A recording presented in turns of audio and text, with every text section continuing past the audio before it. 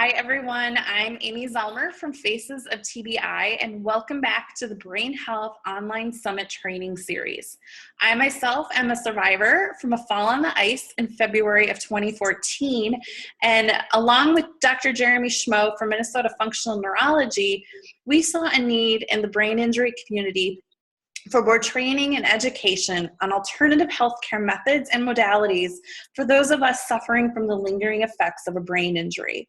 So our goal with the summit is to help educate and bring awareness to this invisible injury that affects 2.8 million Americans each year and is the leading cause of death and disability in the world. Each day, we will bring you 4 to 5 speakers who are going to share their experience either working with a brain injury patient or their own real-life experience of living with a brain injury. And today I'm here with Cristabelle Braden. Cristabelle is a singer, songwriter, and speaker on brain injury, and is also the founder of Hope After Head Injury. After suffering a traumatic brain injury as a young teen, she has grown and overcome barriers that were never dreamed possible, including graduating from college, releasing 3 albums of original music, and touring the country as a singer and speaker on brain injury. She never wrote a song before the brain injury, but within the first month of recovery, songs started pouring out of her. All of this has given Cristabelle a great resolve to use music to share her hope-filled story of rehabilitation and as a way to encourage and empower others going through similar circumstance. She has just released her 3rd album entitled Hope Survives, with songs all about her journey through brain injury, and has toured all over the country to sing and speak at support groups, rehab centers, conferences, music venues, and so much more. The goal of our organization, Hope After Head Injury, is to provide a support system which focuses on the emotional aspect of healing from brain injury with an emphasis on online support. So I'm so excited to have you, Cristabelle. Thanks for being here. Thank you so much, Amy. Thanks for asking me to be part of it. Yeah, and I had the opportunity to meet Cristabelle back in March. I got to hear her perform when she was in Georgia, and I got to hang out with her for a while in Washington, D.C. So it was fun. Yeah, it was great. And it was great to meet you and hear your story. And I'm really excited to have you share that with everyone today because you have such a hope-filled story. So thanks for being here. Thank you. I'm going to have you start by just telling everyone kind of your story and how you suffered your brain injury. Yeah. So my brain injury happened when I was, as Amy said, a young teen. I was going to my church youth group, and when it was my turn, they were playing the game Red Rover. And so when it was my turn to go, all the boys decided to pull a prank and rush the other team. And I ended up hitting my head on the cement wall. My head bounced off the floor a couple times, and I was unconscious for an undetermined amount of time. I don't remember it, and we don't actually know how long. They think it was over a minute. But when I finally came to, the youth pastor's wife was a nurse. They looked me over and said I was fine. They actually put me back in the games that night and chose not to call my parents and tell them anything happened. So I wasn't showing any signs of concussion like right away when it happened because of the type of brain injury I had. So basically, to make a long story short, my brain was swelling and we didn't know. So by 3 days after it had happened, I couldn't walk straight, I had blurry vision, I couldn't hold conversations, and I was pretty much functioning around the level of a small child. And so I had to relearn like everything, like getting dressed, taking a shower, my whole vocabulary, everything changed from the brain injury, my personality, everything. So it was definitely been a journey. That was 9 years ago. Mm-hmm. And I remember you telling the story of how you would go down to eat breakfast. Yeah. You want to tell that story? Yeah. So I know a lot of us as brain injury survivors, if you're watching this and you're a survivor, you might be able to relate to short-term memory. I know Amy can relate. Mm-hmm. Short-term memory loss is a major thing after brain injury, something we all deal with. And I would literally eat 4 to 5 bowls of cereal every morning because I'd go to the kitchen, eat a bowl of cereal, then forget that I'd eaten and go back and eat another bowl of cereal, and then forget I ate that one and go back and eat another bowl of cereal. And so, yeah, it's definitely like it everything was confusing, you know. And then I'd put the milk away in the pantry and the cereal away in the refrigerator, you know. Yep. So I put the coffee definitely. pot in the fridge before. Oh, yeah. Oh, my mom said that she just learned to have a creative kitchen because I would put things where they don't go. Where is our milk? Yeah. Or like unloading the dishwasher, putting like the bowls in the wrong place or the cups in the wrong place. And I still do that. And I don't realize. So But at the time when this happened, did you miss school? yeah, I was, so actually the first doctor that we saw the week it happened, he said that it was a concussion, I'd be fine, we'd be laughing about it in 6 weeks, were actually his words. Just go home and rest and you'll be fine. And at this time it was almost Christmas break, so he took me out of school until Christmas break, but 6 weeks came and went and I was worse, not better. And um, I didn't get, like, we didn't know anything about brain injuries. You don't know about a brain injury till it happens to you or till it happens to someone you care about. Like we didn't know much about brain injuries. And so, Especially 9 years ago. yeah. And there's been a lot more awareness since then, which is awesome. But like, we didn't know anything about rehab therapies. And I only got into like rehab therapies eventually. It was about like 7 or 8 weeks after my head injury, because my sister went skiing with my dad and she fell and hit her head skiing, and she was sent to the ER, and and the doctor there said like, oh, well, you'll be okay in a couple weeks. We have a concussion clinic with rehab therapies, but you're not going to need that. My mom was like, you have a what? Wow. And so from that occurrence, the doctor said to bring me in that week, and I got put straight into therapies, which is crazy, like just a crazy circumstance that was able to eventually get me into rehab therapies. So, yeah. And at some point, some doctor told you you might not ever graduate, right? Yeah. So we went and saw, I know a lot of you as brain injury survivors know, like there's so many doctors, like you see the one, you go for a second opinion, you end up going for a third opinion. Yeah. There's so many different doctors because, you know, it's hard to find the right fit. But so we eventually found an awesome team at CHOP, Children's Hospital Philadelphia, and they were great. But they had told my parents to be prepared that I may never graduate high school, that I'd be dependent on them the rest of my life. And that's the level of the brain injury I was at. Like literally, I needed help, like getting dressed, because I would put my clothes on in the wrong order. I'd put my pants on backwards. Right. I'd try to put my socks on over my shoes, just because I knew it went on my foot. Taking a shower, going to the bathroom, I needed help in all those areas, as well as just like, everything. Getting so overstimulated anytime I would leave the house or try and do anything.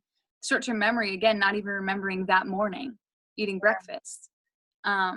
So it was really, it wasn't considered for me to ever be able to go to college or anything, because that just wasn't on the table at the time. We were lucky to get through each day, But now I graduated college recently. So I always like to share, like, you never know with a brain injury. There's always hope. Like the doctors may say, like, you might not graduate high school. And, at the time, at the level where I was at, it's true. I wouldn't have been able to, but the brain is amazing and we keep improving, and there's so much, like, with neuroplasticity and so much that the brain can do.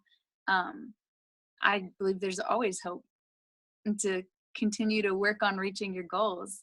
You might have to do it differently. Like, I didn't go to college like any old person. I had a lot of accommodations, disability accommodations to get me through. But I did it. And I think that's an important point for parents to hear, that there are accommodations even at the high school level. Oh yeah. And then again, at the college level, there's academic accommodations. Mm-hmm. And if you need help, be persistent. And Yeah. I know And sometimes kids at high school level, the school doesn't understand what academic accommodations are. So no, being yeah, really persistent that you do need that help. I agree. And also, if a brain injury survivor, if you're looking about going to college, my advice would be is to meet with the disabilities director before making a decision on what college to go to, because that's how I made my college decision, by meeting with the disability directors and talking to them about my brain injury before I even decided to go there, to know if they would have the accommodations that I would need. And that's the best thing we ever did. So Yeah, that's that's advice right I can give. Mm-hmm. And so what did you go to college for? I double majored in music and religion. That's awesome. Yeah. And so tell everybody a little bit about, before your brain injury, you had never really, you had no interest in writing a song or singing, and how Yeah. that kind of transpired, because it's a really Yeah. great story.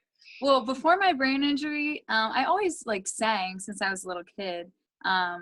Just because I always liked to sing. I sang in my church choir. I did musicals, but I had never wrote a song, and I wasn't playing piano or guitar. I had taken piano lessons as a kid, but I quit because I wasn't interested. But we had a piano at my house, and so after my brain injury, um, I started to write songs on the piano. I started to write songs with these rhyming lyrics that made sense. Mm-hmm. And that was the part that didn't make any sense to my parents, because now you'll see I can have conversations and speak, but I was slurring my words a lot, and my aphasia was so bad, and I would like forget how the conversation started by the time it ended. Like, most of what I said didn't make sense during those times. And I started to write songs. And my parents told me that the first time I brought them a piece of paper with the lyrics written on it, of a song I wrote, and I just handed it to them, and I didn't say anything. And they looked at it, and they were like, and they asked me about it, and I couldn't read back to them what I'd written. And they talked to the doctor, and the doctor said music affects the brain differently. Mm-hmm. So to just let me go with it. And so my dad ordered me a guitar off the internet and I wrote my first song on it the second day I'd had it. And through all my rehab therapies and everything, I was just writing songs, and it wasn't something I ever planned to make a career out of. It was just therapy for me. Yeah. And I think that's sort of, for me, my writing was my therapy. Yeah. I never had any intention of turning it, I never thought I'd have a book, and it's funny how that does kind of happen. Our therapy is what gets us through. Yeah. And so, you went on to college, and I know you had the academic accommodations and everything, but were you telling people you had a brain injury, or how did that, people you were meeting in school? Yeah. So originally, when my brain injury first happened, at the school I was at, when I went back to school, I kind of skipped over this. I was out of school for months after my brain injury. Would that have been middle school, or was that high school? This was the beginning of high school. Beginning of high school. And I had to do an extra year in high school after the head injury, which is common. But when I went back to school, I was being bullied a lot for my brain injury. I think part of it was that beforehand, I was an honor student. I was in line for valedictorian. I was really ahead in school. Mm-hmm. And then afterwards, to come back with a brain injury, my friends didn't know how to handle it. And so they all just kind of wrote me off. And I was made fun of a lot for having the brain injury. And so we actually moved to a different state because the bullying was so bad. Oh, wow. And my parents found me, we moved to a different state, not too far, but my dad could keep the same job, but far enough that we would be out of that community. And I repeated 11th grade. My brain injury happened like before that. So I'd like move forward, and then I repeated when we moved. And I, in a new school, in a new environment. And when I first went there, like at the new school, I didn't tell anybody I was repeating the grade. I didn't tell anybody I had a brain injury, because I was ashamed of it. Like, I didn't want people to know. I thought everyone was going to bully me if they knew I had a brain injury. And I was still trying to figure everything out. So yeah, I didn't tell anybody and I was hiding it. And then when I went on to college, I didn't even want everyone to know either. And when I first started Hope After Head Injury, I started it in 2012 as just like a Twitter account. It was called Hope After Head Injury, and all it was like tweeting out different things about having a brain injury or hope. And it was completely anonymous. Like, I didn't associate with it because at the time, like, I didn't want to be associated with the brain injury because I was still learning how to own it, you know? And when you have a brain injury, I think one of the biggest hurdles to go through is learning how to own your brain injury and to own your story and to be comfortable with sharing your journey. And at the time, I just was not at all. And then, you know, people started following this account, and I was like, what? And it just kept growing. And I just was like, okay, like, this is interesting. So I started in 2012. In 2015, 3 years later, I created it also to have a Facebook and a website. And I started doing some video blogs on there that was myself, like, with it. It's like the end of 2014, beginning of 2015. I finally started like doing some video blogs, but I still didn't really think anyone was going to see them. Because we didn't have many likes on my page at the time. We had like less than 100 likes. And I posted a video called You Look Fine, Struggle with Invisible Injury. And that video went it went like almost viral. Like it in that month, it got like at least 50,000 views, probably more. Now it has over 80,000 views, and the page just kept growing from this video. And I was like, well, I guess people are going to see it. And you know, I never set out to be a brain injury speaker, but from that one video, I started getting invitations to speak at brain injury conferences. So that was cool. Yeah, you know, and it's similar to my story. So I must have found you right. We kind that we were both converging at the same time.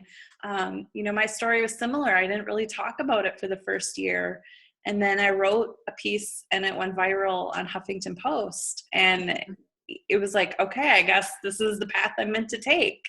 Yeah. And it was shortly after that I found you when you were doing your Hope Survives video. Yeah, and that was like, I had learned how to own it in my personal life, but not in my professional life yet, if that makes sense. Yeah. And then in 2014 is when I started to do it. But around that time, like, that was 7 years after my brain injury. Like the first 5 years were like the struggle bus. Yep. like so much therapy, so much even when I started college, I still didn't think I was going to finish it. Even like the week before graduation, I wasn't sure if I was going to make it.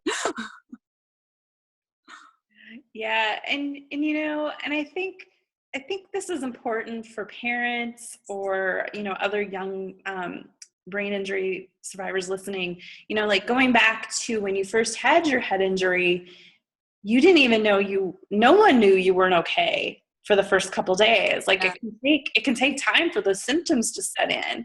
Yeah. And then the first night, like right after it happened, I seemed totally fine. Like there was no signs of concussion. And then it started to like decline. And then like the second day, we thought I had a concussion. But I saw this, like the school nurse and the doctor at school, and they said, oh, you have a mild concussion. Go back to class. You'll be fine. And then third day, I was falling over in the hallways. Wow. So, you know, I think that's a really important understanding because, you know, like kids playing sports, they hit their head, like you can see it was a bad hit, but they seem fine, you know, and they want to go back in. And I think this is a key point of why that's important to not go right back into that game, because you might actually have swelling going on already in your brain. Well, and also like the way to think about it is like, what's more important? Like you only get one brain. Like you get one brain, that's it. And so it's not worth risking over, like, okay, you might be upset that like you have to miss it, but it's better safe than sorry. Like anytime you hit your head, if it's a substantial hit, like definitely rest your brain. The first 72 hours are the most crucial. If there's no symptoms like 3 or 4 days after, then you're probably okay. But you can't just take the first day and think that that's it, because it can take time. And also it can not show up in a CAT scan and still be very, very serious. Exactly. Yeah. And that's what a lot of people don't realize either. I was at a brain injury conference last year, and one of the speakers, she said, like, the definition of a concussion, when you get a concussion, is it doesn't show up in a CAT scan. Yeah. And that's what people don't get. Like I talked to somebody recently, and he was like, yeah, I hit my head, but there was nothing on the CAT scan, so I don't have a concussion. But I've had headaches every day for the last 3 months since it happened. And I was like, it's crazy. Even like ER doctors often miss it or don't diagnose. Because symptoms don't always present right away. Yeah. Me, in my case, I knew right away I wasn't okay. I got up and my vision was not okay. And like, I knew it wasn't okay. My head was just pounding. But there's a lot of times it's like, oh, you hit your head and you kind of shake it off. And then you wonder what's wrong with you. Well, I didn't even realize anything was wrong when it had happened. Like, I don't remember the whole first couple years at all. Like at all. But my mom has told me, like, I seriously thought nothing was wrong with me. And I was eating 5 breakfasts in the morning. And I thought I was fine. And I didn't understand why I couldn't go to school. Yeah. So the brain injured person might not even be aware. Yeah. And that's important to know too, like having a good support system around you. Because you might not be aware of exactly what's going on. And and you talked about your friends not really understanding what to do with you, right? And I hear a lot from parents, especially in more severe cases like a car accident where they've been in the hospital, and they get a lot of support in those first weeks or months, but then it all kind of drifts away. And it's so hard for people outside the bubble to understand. And I think that's why doing things like this and growing that awareness is so important. Yeah. I think that other people, they don't know how to react to brain injuries, partly because they're invisible. If, you could see it on the outside, like a leg injury is understandable. But a brain injury, people don't get because they can't see it. And I think the other aspect is brain injury, it changes a lot of things about you when you have one. And it's hard for people that love you to see you going through it. Yes. And sometimes it's like, they just want you to be fine. So they pretend like you're fine because they want you to be, like, it's just, it's hard. It's really hard. And, so your Hope Survives video, that was kind of your first segue into writing about your brain injury, correct? Yeah. I mean, all my songs before that, I'd had a couple CDs out before that. All my songs before that were like about my journey, because I write about my journey. Like, they all related to my life and what I'd been going through in the brain injury. But that was my first song written with the brain injury community in mind, to help bring people hope that have had brain injuries. That was my first song about that. And this whole album that you just released is all designed for the brain injury community. Yep. All the songs on there were written with the community in mind. Were written about the journey through brain injury, can relate to having a brain injury. All the songs can relate to different aspects of living with brain injury. And you spent all of March, which is Brain Injury Awareness Month, you spent all of March on the road with your band performing. So tell us a little bit about how all that transpired.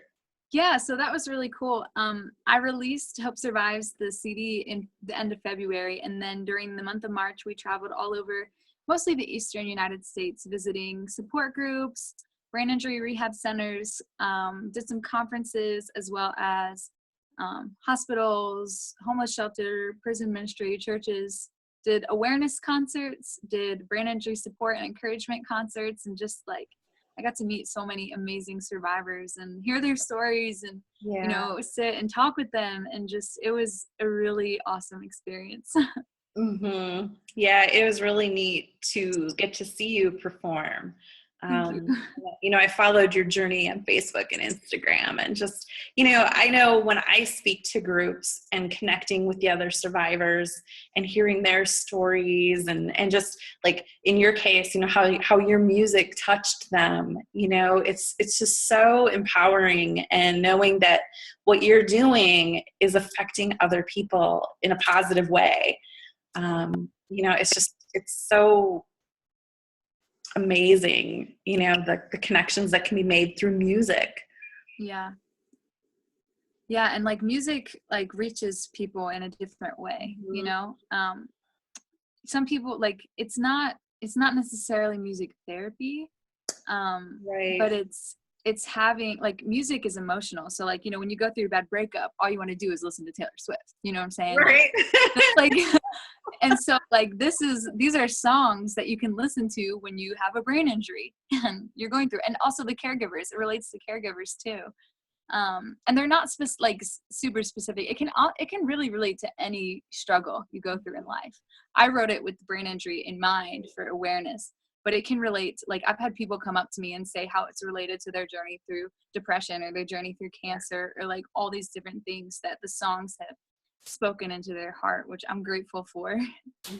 Yeah, absolutely. Like, your other one, We're Gonna Make It, you know, but I mean, it's just, it can apply to anything. Yeah, Stephanie and I listened to your CD pretty much like the whole way from Georgia up to Washington, DC. Okay. So that was fun. I feel like I know all your songs now by heart. Thank you. So Cristabelle, so now you're 9 years out from your brain injury. And what do you still struggle with? What are still some of your struggles and challenges? What I forgot to say originally is I've had 12 concussions since the first brain injury. It wasn't just the first brain injury. Oh, you poor girl. It wasn't just once and done. I've had 12 wow, diagnosed concussions since then. Unbelievable. And so I still struggle with a lot of headaches. I still struggle with light sensitivity, with overstimulation. I struggle with organization. I still have word finding issues. I still have some speech issues as well. Some people sometimes think I have a Southern accent, but it's just a brain injury. But you know, there are a lot of things. What else? Like fatigue is huge. Yeah. That's a huge one. Memory. Yeah. Yep. Memory's an issue still. There's a lot of things that I still go through. But it's different. Whereas originally I wouldn't remember that morning. Now I can tell you what I had for breakfast this morning. You know, like I remember when I meet people, and there are different, like it's different. I still struggle with the memory loss. But it's not on the same level as it used to be. Like I was like Dory from Finding Nemo. Like literally, you could meet me over and over again, and I would have no idea that had actually happened in real life. You know, there's one specific instance I know of where this girl came up to me and she was being so nice. I was like, this girl's so nice. And I like was like, oh, I'm Cristabelle, nice to meet you. And she looked at me and she goes, we've met 3 times. And I was like, I felt so bad. I know, I've done the same thing. Yeah. So, you know, but yeah, I'm just grateful. And with Hope After Head Injury, it's been just a journey. Now we have an online community where every Tuesday night I do live video chats for brain injury support, just to give people a place to meet like live together and comment and talk about having a brain injury. And that's on Facebook, right? Yeah, on Facebook, on the Hope After Head Injury page. And I travel all the time and speak at brain injury groups and concerts. That's what I do full time. My tour schedule's on my website. And I can't, like, I have to schedule my life around the brain injury, you know, like every day it has to, my brain injury's consideration. It's like, I can only do really one thing per day normally. Yeah. Or else I get too fatigued. Like if I have a doctor's appointment, I am not going to the store on the same day. Whereas most people, right, take it for granted. That's like a normal thing. Oh, I have time. I'll run out. Then I'll go to the doctor. Like for me, that is so hard. Or like if I have to do a show that night, like people see me performing. Yes. What they don't realize is I haven't done anything else that whole day. Yes. Because I'm not going to have energy unless I do. Like even today, I accounted for this interview in my schedule. And so, you know, I'm grateful to be able to do what I do. And I still live with my parents. And most young women my age don't. But I mean, I'm still young. I guess a lot of people do. But you know, I live with my family still because even though I do the Hope After Head Injury and everything else, I struggle with like home stuff, like laundry. Yes. And you know, dishes and cooking. I'm like, I can't ever remember what order to do things in. Trying to cook, like, it's hard. Or so like I struggle with all those things and like shopping and stuff. So like when people just see somebody with a brain injury, they don't realize all the coping strategies they actually have in place. Yeah. So for me, like I don't have to worry about cooking or laundry or things like that because I have my family, my mom's my caregiver. My parents are they take care of me, and I still need that daily support. But I'm able to go out and speak about brain injury and sing about brain injury. So, you know, I'm grateful, but a lot of people don't realize that even the daily life tasks are difficult when you have a head injury. Yes. And, you know, and I thought about you a lot in March when you were on tour, and I was like, man, I wonder how she's recovering, you know, and like when it was I did nothing the entire month of April. I know. That's what I was like. Nothing. I hope she slept for like 2 weeks straight. Like a month. You know, like just last week, I photographed 8 dance teams and 3 first communion classes. I worked my butt off last week. Mm-hmm. And it took me 5 days to recover from it, you know? Yeah. And like most people, like, I don't even know, I think maybe I worked 40 hours last week. And I don't normally work that many hours. And, you know, and like people go to their everyday job, they work 40 hours, plus they do, you know, cleaning and grocery shopping. Yeah. And they just don't realize is like, when you have a brain injury, every single thing is hard. Mm-hmm. Like takes effort. Like I'm constantly working hard. Like even like I'm setting the table for dinner, I'm constantly going, okay, where does the plate go? Yeah. Which side does the fork go on again? Every time I can never remember. And, you know, it's like it's constant having to concentrate on everything you're doing and trying to remember and figure it out. And on days that I have a headache, forget it. Like, yeah, nothing's happening that day. Absolutely. Yeah. I still struggle. There's days, if I'm having a bad day, I don't understand anything with touch buttons, like a microwave or a keypad. It's like, what do I have to do? And, you know, it's so frustrating. Like, yeah, but we do what we do. Yeah.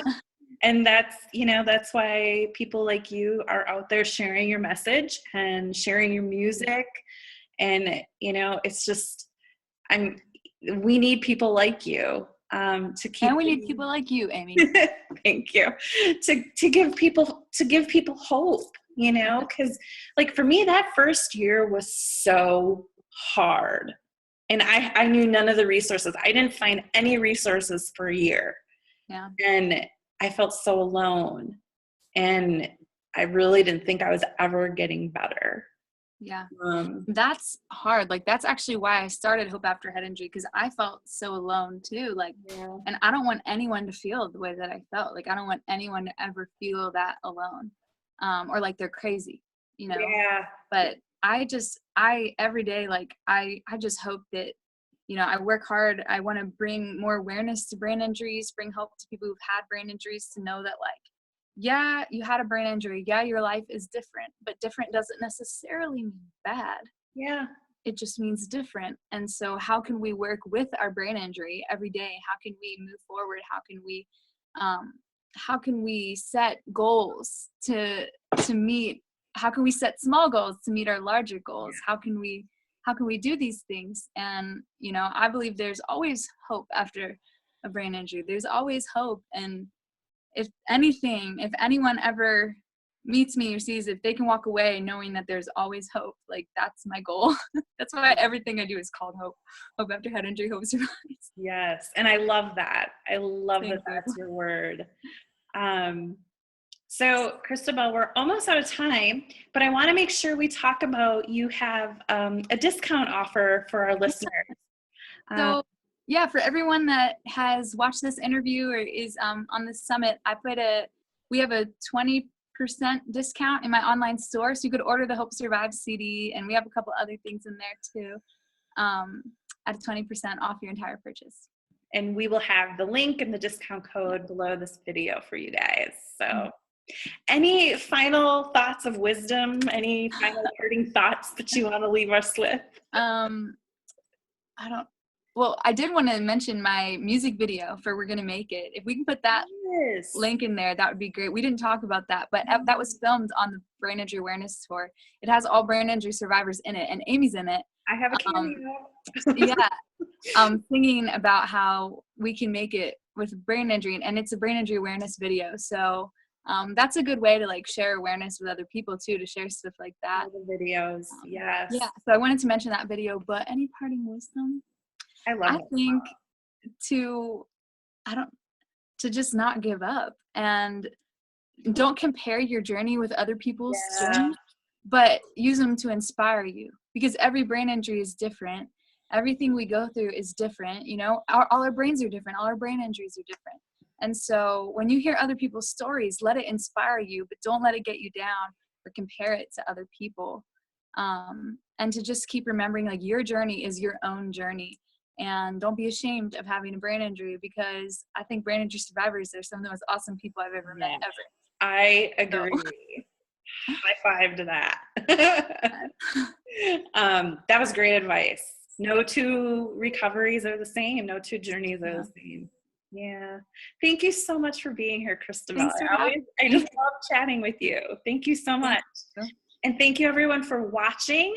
And just remember, you are not alone in brain injury. Thank you, everyone. I'll see you next time.